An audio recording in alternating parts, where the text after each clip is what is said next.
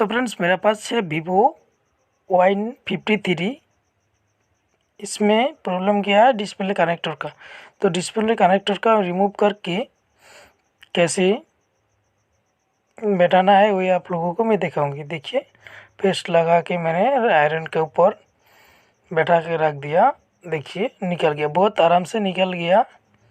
ठीक है friends, wash कर लिया मैंने। वॉश करने के बाद देखिए पेस्ट और थोड़ा पीपीटी दे के फिर बैठाने की कोशिश कर रहा हूँ। देखिए बैठ जाएगा, बहुत अच्छा तरीके से बैठ जाएगा। तो देखिए फ्रेंड्स, बैठ गया। इस तरह आप भी कोशिश कीजिए, बैठ जाएगा।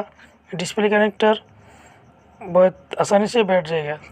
Thanks for watching my video friends.